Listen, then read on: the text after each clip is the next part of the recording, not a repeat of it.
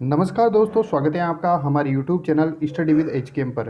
दोस्तों, इस वीडियो में हम अभिप्रेरणा से संबंधित सभी महत्वपूर्ण प्रश्नों को एक ही वीडियो में क्लियर करने वाले हैं। और ये दोस्तों, ये जो प्रश्न हैं, यह प्रश्न दोस्तों धीर सिंह दाबाई जी की जो किताब आई है अवनी पब्लिकेशन, उसमें वस्तुनिष्ठ यानी कि ऑब्जेक्टिव क्वेश्चंस वाली जो बुक है उसका संस्करण है 2022-23, उसके ये प्रमुख प्रश्न हैं।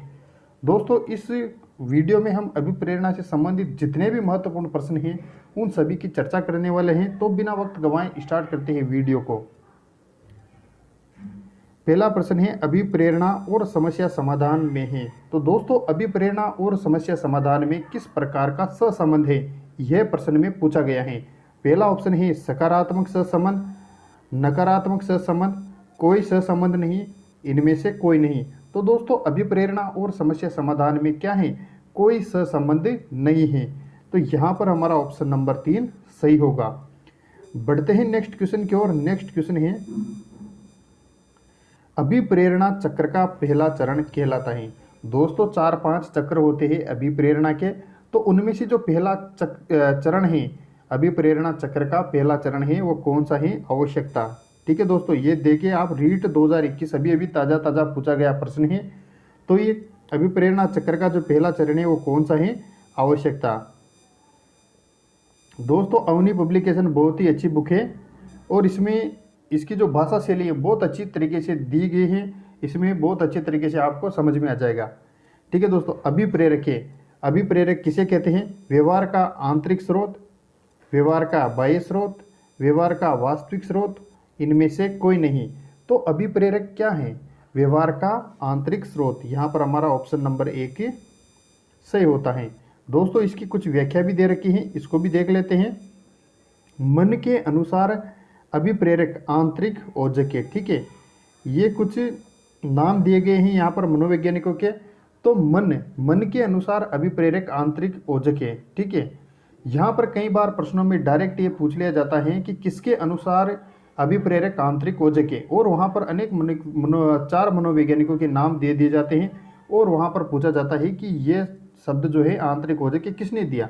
ठीक है, अभिप्रेरक आंतरिक औजक है, ये किसने बताया, तो किसने बताया था, मन ने बताया था। बढ़ते हैं आगे की ओर। क्वेश्चन है, निम्न में से कौन सा मेस्लो की आवश्यकता के पदानुक्रम में सम्मिलित नहीं है। दोस्तों, यहाँ पर दैहिक आवश्यकताएं, ठीक है, और स्नेह एवं सहसंबंधता, आत्मसिद्धि। तो यहाँ पर पूछा गया है कौन सा सम्मिलित नहीं है। तो दोस्तों, व्यक्तिवाद एवं समूहवाद मेस्लो की जो आवश्यकताओं के पदानुक्रम सिद्धांत है उसमें सम्मिलित नहीं है। ठीक है दोस्तों, दैहिक आवश्यकताएं सम्मिलित हैं और स्नेह एवं सहसंबंधता हैं और आत्मसिद्धि है। सबसे जो लास्ट में आत्मसिद्धि, तो ये भी उसमें सम्मिलित है। तो कौन सा नहीं है, व्यक्तिवाद एवं समूहवाद। तो यहाँ पर नहीं पूछा गया, तो हमारा ऑप्शन नंबर 2 सही हो गया। आगे की ओर बढ़ते हैं दोस्तों। निम्नलिखित में से कौन सा दैहिक अभिप्रेरक नहीं है। तो उपलब्धि, भूख, नींद और प्यास। ठीक है, तो भूख, नींद और प्यास ये क्या है, ये तो है दैहिक अभिप्रेरक। कौन सा नहीं है, उपलब्धि अभिप्रेरक। दोस्तों, उपलब्धि जो प्रेरक है ये मनोवैज्ञानिक प्रेरक है जो कि अर्जित होता है। ठीक है, अर्जित, बाहर से अर्जित होता है, ये अपनी जो जन्म से नहीं आता। ठीक है, दैहिक अभिप्रेरक है, ये की आवश्यकताएं हैं इनकी, भूख की, नींद की, प्यास की। ठीक है, तो ये जो है ये दैहिक अभिप्रेरक हैं। और यहाँ पर उपलब्धि जो है ये कौन सा अभिप्रेरक है, अर्जित अभिप्रेरक है। आगे की ओर बढ़ते हैं दोस्तों।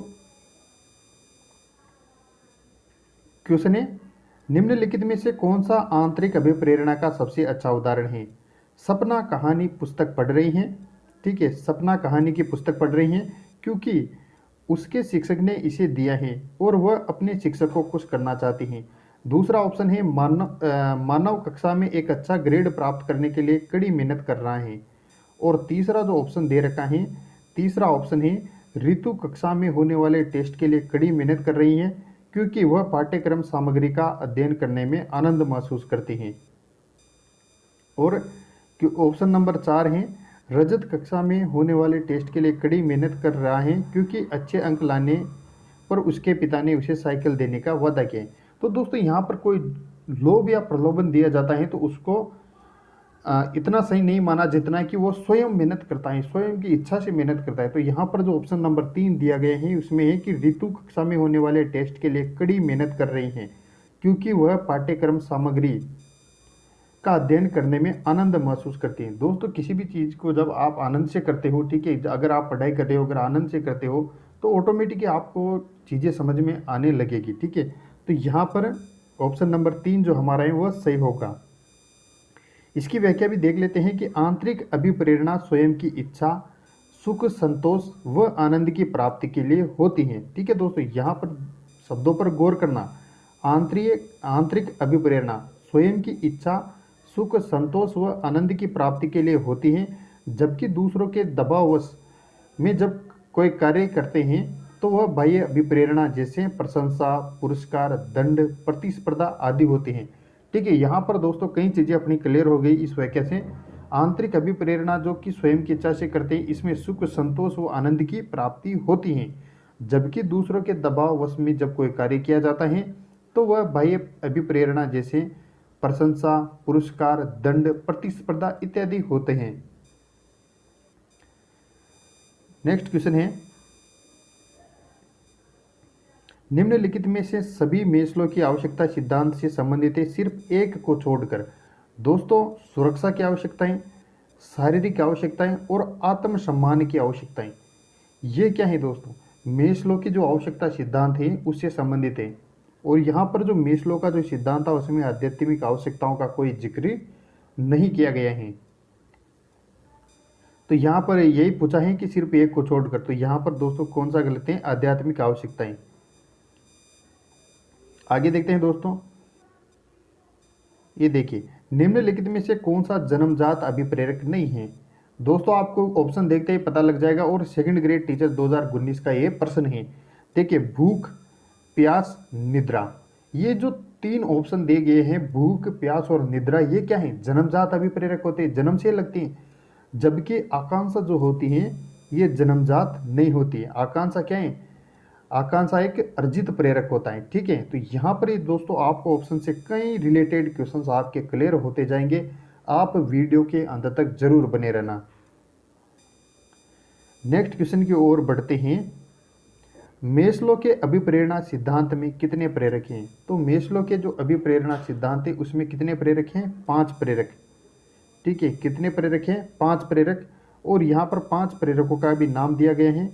देखिए नाम, आत्मसिद्धि, सम्मान, प्रेम, सुरक्षा और शारीरिकी, ठीक है। ये जो 5 कारक हैं ये अभिप्रेरणा जो मेस्लो का जो सिद्धांत था उसमें ये इनका जिक्र किया गया है। तो यहाँ पर दोस्तों पूछा गया है कि मेस्लो के अभिप्रेरणा सिद्धांत में कितने प्रेरक हैं? तो दोस्तों देखिए कितने हैं? 5 प्रेरक। इसकी व्याख्या का भी हम अध्ययन कर लेते हैं। मेस्लो ने प्रेरकों के प्रकार 2 बताए हैं, जन्मजात और अर्जित, लेकिन 2 ऑप्शन में नहीं, ठीक है दोस्तों। यहाँ पर मेस्लो ने प्रेरक बताए, सिर्फ प्रेरक तो 2 बताए हैं, जन्मजात और अर्जित, लेकिन 2 ऑप्शन में नहीं है। यहाँ पर मेस्लो ने आवश्यकता अभिप्रेरणा सिद्धांत से प्रश्न पूछा गया है जिसके उन्होंने 5 प्रकार बताए। दोस्तों अभी पिछले प्रश्नों में भी हम मेस्लो के आवश्यकता अभिप्रेरणा सिद्धांत से रिलेटेड कुछ बातें कर रहे थे। तो आत्मसिद्धि, सम्मान, प्रेम, सुरक्षा, शारीरिकी, तो यहाँ पर इसके मेस्लो का जो सिद्धांत है उसके कितने कारक हैं? 5 कारक। आगे बढ़ते हैं। सम्मान और प्रतिष्ठा व्यक्ति के लिए अभिप्रेरणा की तरह कार्य करते हैं। ये प्रेरक निम्नलिखित में से किस श्रेणी से संबंधित हैं? ठीक है दोस्तों, सम्मान और प्रतिष्ठा व्यक्ति के लिए अभिप्रेरणा की तरह कार्य करते हैं। ये प्रेरक निम्नलिखित में से किस श्रेणी से संबंधित हैं? तो दोस्तों सम्मान और प्रतिष्ठा जो होती हैं ये किससे संबंधित होती हैं? सामाजिक से संबंधित होती है, ठीक है। या तो आज आपका स्कूल आपको सम्मान प्रदान करेगा या समाज करेगा। तो दोस्तों ये जो प्रतिष्ठा और सम्मान पाने के लिए आदमी जो है वो सामाजिक अभिप्रेरणा से संबंधित होता है। तो यहाँ पर दोस्तों इसकी व्याख्या भी देख सकते हो आप कि सामाजिक प्रेरक है सम्मान, प्रतिष्ठा, रचनात्मकता, सामुदायिकता, आत्मगौरव, संग्रह प्रवृत्ति, जिज्ञासा आदि होती है, ठीक है दोस्तों। सामाजिक प्रेरक कौन कौन से होते हैं? सम्मान, प्रतिष्ठा, रचनात्मकता, सामुदायिकता, आत्मगौरव, संग्रह प्रवृत्ति और जिज्ञासा, ठीक है। तो यहाँ पर हमारा जो सही उत्तर हो गया वो कौन सा हो गया? सामाजिक। नेक्स्ट क्वेश्चन की तरफ बढ़ते हैं दोस्तों। एक भी क्वेश्चन मत छोड़ना दोस्तों, पूरे क्वेश्चनों को अच्छी तरह से समझना। रोहन बाहुबली की नवीनतम चित्रकथा, ठीक है, चित्रकथा मतलब मूवी की पुस्तक पढ़ रहा है, क्योंकि वह देखने के लिए इंतजार नहीं कर सकता कि बाहुबली और उसके परिवार के साथ क्या घटित हुआ। यह सर्वोत्तम उदाहरण है। तो दोस्तों ये जो उदाहरण है कि रोहन जो मतलब वो मूवी देखने से पहले उसके बारे में पढ़ रहा है, तो उसकी खुद की इच्छाएं हैं, वो खुद आनंद प्राप्त करता है इन चीज़ों में। तो ये क्या है, आंतरिक अभिप्रेरणा का उदाहरण है। ठीक है दोस्तों, ऐसे क्वेश्चन पूछे जाते हैं। ये देखिए दोस्तों, सेकंड ग्रेड जो भर्ती है 2018 की, उसमें ये प्रश्न पूछा गया है। इसके बारे में कुछ व्याख्या भी दे रखी है, इसकी भी हम चर्चा कर लेते हैं कि क्या व्याख्या दे रखी है। आंतरिक अभिप्रेरणा, जिसको प्राकृतिक, जन्मजात या अनसीखी अभिप्रेरणा भी कहते हैं। क्या कहते हैं, आंतरिक अभिप्रेरणा को प्राकृतिक, जन्मजात या अनसीखी अभिप्रेरणा भी कहते हैं। आगे दिया गया है, किसी क्रिया या कार्य को स्वयं की इच्छा से करते हैं तथा जिसको करने से हमें सुख व संतोष की अनुभूति होती है। ठीक है दोस्तों, यहाँ पर किसी प्रकार का कोई बाह्य दबाव नहीं होता है। किसी कार्य को करने की जो स्वयं की इच्छा होती है तथा जिसको करने से हमें सुख और संतोष की अनुभूति होती है। नेक्स्ट पॉइंट है, यह व्यक्ति के जन्म के साथ आती हैं। ठीक है, अभी हमने बात की कि आंतरिक अभिप्रेरणा को हम प्राकृतिक भी कहते हैं, जन्मजात कहते हैं, अनसीखी अभिप्रेरणा भी कहते हैं। तो ये जन्मजात का मतलब क्या, जन्म के साथ आती हैं। इनकी पूर्ति अनिवार्य एवं आवश्यक है। वुडवर्थ ने मूल प्रवृत्तियों को अनसीखी अभिप्रेरणा कहा है। दोस्तों ये कथन भी कई बार परीक्षाओं में पूछ लिया जाता है, तो इस कथन को भी आपको अच्छी तरह से ध्यान रखना है कि वुडवर्थ ने मूल प्रवृत्तियों को अनसीखी अभिप्रेरणा कहा है। आगे बढ़ते हैं। देखिए आंतरिक अभिप्रेरणाओं के कुछ उदाहरण यहाँ पर दिए गए हैं। देखिए भूख, प्यास, नींद, मलमूत्र परित्याग, काम, मातृत्व, बचाव, प्रभुत्व, प्रयास, प्रेम, आत्मसम्मान, श्रद्धा, आराम, अनुकरण, खेल, सफलता की इच्छा, नेतृत्व आदि जो हैं ये आंतरिक अभिप्रेरणा के उदाहरण हैं। ठीक है, इनको अनसीखी अभिप्रेरणा या जन्मजात अभिप्रेरणा भी कहते हैं। ठीक है, अभिप्रेरक हो गए ना। ठीक है, भूख, प्यास, नींद, मलमूत्र त्यागी क्या हो गए, अभिप्रेरक हो गए। नेक्स्ट क्वेश्चन की ओर बढ़ते हैं दोस्तों। अधिगम्य अभिप्रेरणा का निम्नलिखित में से कौन सा कार्य नहीं है। ठीक है, अधिगम्य अभिप्रेरणा, अधिगम क्या होती है, सीखना, और सीखने में अभिप्रेरणा का निम्नलिखित में से कौन सा कार्य नहीं है। दोस्तों हाँ और नहीं पर अच्छी तरह से गौर करना है। अगर आपने ये शब्द लापरवाही में क्वेश्चन पढ़ते टाइम छोड़ दिया हाँ या नहीं, तो दोस्तों पूरा खेल बिगड़ सकता है। देखते हैं ऑप्शंस को। जीव को क्रमहीन तरीके, तो यहाँ पर दोस्तों क्रमहीन, पहले तो इस शब्द पे गौर करो, तरीके से गतिमान करने में मदद करता है, जीव के व्यवहार को ऊर्जा प्रदान करता है और बनाए रखता है। बिल्कुल सही बात है। जीव के व्यवहार को निर्देशित और नियंत्रित करता है, यह भी बिल्कुल सही बात है। जीव की क्रिया को चयनित ध्येय की तरफ निर्देशित करता है। ठीक है, तो यहाँ पर जो हमारा सही उत्तर हो गया वो कौन सा हो गया, ऑप्शन नंबर 1। कौन सा हो गया, ऑप्शन नंबर 1। यहाँ पर देखिए दोस्तों, गौर कीजिए कि जीव को क्रमहीन तरीके से गतिमान करने में मदद करता है। क्या करता है, जीव को क्रमहीन तरीके से गतिमान करने से मदद करता है। तो यहाँ पर हमारा सही उत्तर क्या हो गया, ऑप्शन क्रमहीन तरीके से नहीं होता है। नेक्स्ट क्वेश्चन की तरफ बढ़ते हैं दोस्तों। कौन सा अभिप्रेरणा का घटक नहीं है। दोस्तों वापिस आपको नहीं और हाँ पर गौर करना है, कौन सा अभिप्रेरणा का घटक नहीं है। पहला ऑप्शन है आवश्यकता, दूसरा ऑप्शन है रटंत स्मृति, अंतर्नोद, अंतर्नोद को प्रणोद कहते हैं, ठीक है, और प्रोत्साहन। तो यहाँ पर दोस्तों हमको देखना है कि अभिप्रेरणा का घटक कौन सा नहीं है। तो आवश्यकता है, अंतर्नोद है, प्रोत्साहन है, रटंत स्मृति। दोस्तों अभिप्रेरणा की पूरी अभिप्रेरणा में रटंत स्मृति पर कोई जिक्र नहीं किया गया है। रटंत स्मृति यहाँ पर इसका घटक नहीं है। यहाँ पर दोस्तों अभिप्रेरणा के 4 घटक बताए गए हैं, आवश्यकता, चालक, प्रणोद या अंतर्नोद, उद्दीपन, प्रोत्साहन और प्रेरक।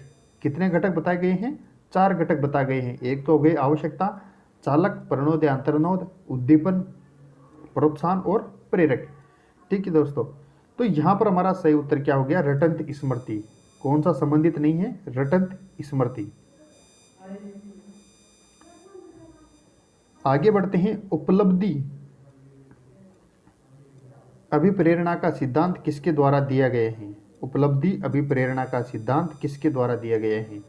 दोस्तों उपलब्धि अभिप्रेरणा का सिद्धांत किसके द्वारा दिया गया है, मैकक्लीलैंड के द्वारा ये दिया गया है। ठीक है, मैकक्लीलैंड के द्वारा उपलब्धि अभिप्रेरणा का सिद्धांत दिया गया है।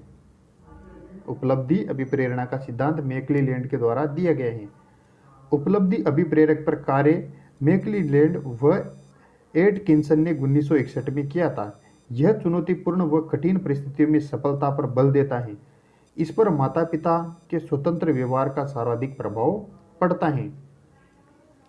तो दोस्तों यहाँ पर उपलब्धि अभिप्रेरणा का जो सिद्धांत है वो किसने दिया था, मैकक्लीलैंड ने दिया था। तो दोस्तों इससे आगे के प्रश्न हम अगले पार्ट में लेकर आएंगे। पार्ट 2 होगा अभिप्रेरणा से संबंधित। तो दोस्तों ये वीडियो आशा करता हूँ कि आपको पसंद आया होगा। इसी प्रकार के जो मोस्ट इम्पोर्टेंट क्वेश्चन हैं रीट पात्रता परीक्षा के लिए साइकोलॉजी के, उसके लिए आप हमारे चैनल को सब्सक्राइब कर सकते हो। लगातार हमारी द्वारा वीडियो प्रदान की जाएगी। तो दोस्तों मिलेंगे अगली वीडियो में, तब तक के लिए नमस्कार।